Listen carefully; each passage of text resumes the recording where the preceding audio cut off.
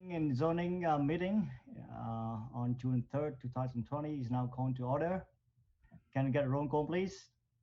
Sure can. Wenman? Here. Wilson? Here. Taylor? Here. Ahrens? Here. Kessler? Knudsen? Here. And Wen? Here. So any corrections to the agenda? Dave? Nope, no corrections to the agenda. Okay. Do you have a motion to approve the agenda? So moved. Moved by Ahrens, Second. seconded by Taylor. We now vote on approving the agenda. On those who approve, say aye. Aye. Aye. On those who oppose, say nay. Motion carried 7-7. Any corrections to the minutes? Dave? Anybody? Okay. I move we accept the minutes as presented. Excuse me, Karen? I didn't hear that. That was a motion by Fessler. Seconded. Okay. So we now vote on approving the minutes from May 6, 2020 meeting. On those who approve, say aye. Aye. Aye. So motion carried 7-7. Agenda item number 5, public hearing requested by SDK for the approval of the amended C-PUD-B site plan of Lot 1, Oakdale Plaza, 2nd edition. I will now open the public hearing on this item.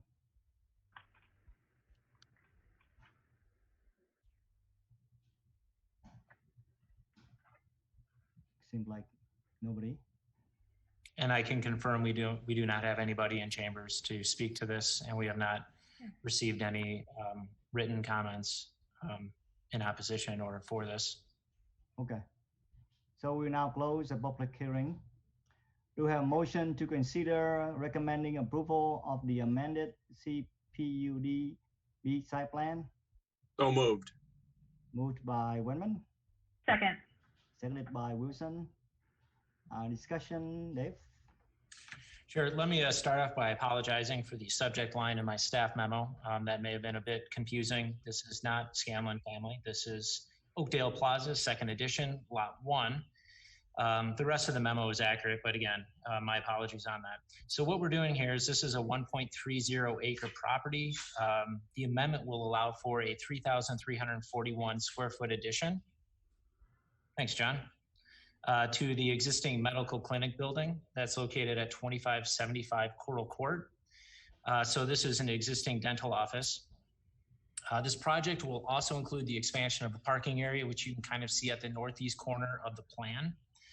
In that parking area is there's also an additional bioretention cell that is east of the proposed medical clinic building addition in the southeast corner of the plan. And you'll also see some stormwater management practices within the parking addition in the form of some permeable pavers. John, if you could move to the elevation views, please. Thank you. The addition will use matching materials to the existing building, and will also follow similar roof forms and building profiles as the original building. And John, if you wouldn't mind just backing up a little bit and going to the landscape plan, which is sheet 4. We're also bringing the site, oh, I'm sorry, John, if you can go to there you go, the other sheet 4, right? Thanks. We're also going to be bringing the site into compliance with headlight screening and parking lot screening. The site was lacking both along Coral Court as well as Oakdale Avenue and Coral Ridge. So we'll be bringing that back up to par as well. Other than that, the applicant requests the commission review and recommend approval of the application to amend the PUD-B site plan of Lot 1, Oakdale Plaza, 2nd edition. The commission's recommendation will be forwarded on to City Council for City Council's consideration with the application. That's all I have. Thank you. Is the stormwater mitigation required, or is that something they're doing that's not required? That's a requirement as part of the project. Okay.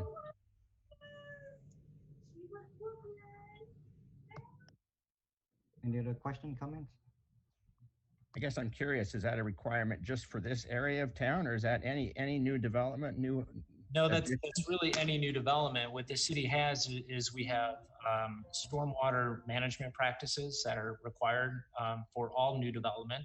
We want to be able to contain and maintain stormwater on site whenever possible. We don't necessarily dictate to the developer, to the or engineer or the property owner how to achieve that, as long as that's achieved. So with this particular property, stormwater is being managed through intakes, the bioretention cell, and through the permeable pavers. And through those three systems, our engineering staff have determined that those requirements have been satisfied. Got it. So there are specific specifications in terms of rough square footage or however and the size of that stormwater retention? Correct. All of that is calculated in order to make sure that the site can handle the amount of water that is going to be displaced on the roof, as well as on any impervious surfaces. So I'm curious, how will that handle, say, a 2-inch rainfall, 1-inch rainfall in an hour or something like that? Has anybody thought that through that way? We do. Our Amy Foster figures that out as part of the staff review process. At this moment, I can't tell you, Commissioner Knudsen, exactly what it is designed to. I can only tell you that it satisfies the requirements of the city of Coralville. If you'd like, I can follow up. I was just curious. Yeah. Yeah. Any other comments, question?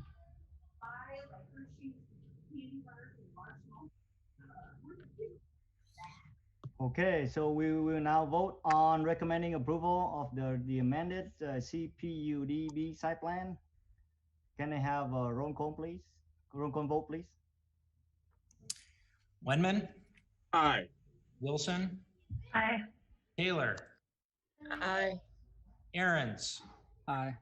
Bessler? Aye. Knudsen? Aye. Wynn? Aye. So motion carried 7-7. So what do we have for next month, Dave? Fong, unfortunately, we did not receive any applications for any new developments. We may have a rezoning request for next month. I'm still kind of working on the details of that, but we don't have any developments at this time. So if we do not have any agenda items, we'll be sure to communicate that to you, and the commission and chairperson or Wynn can decide on whether or not to host a July meeting. Okay. Do you have a motion to adjourn the meeting? So moved. Moved by Aaron's, Second. seconded by Wilson. The meeting is now adjourned.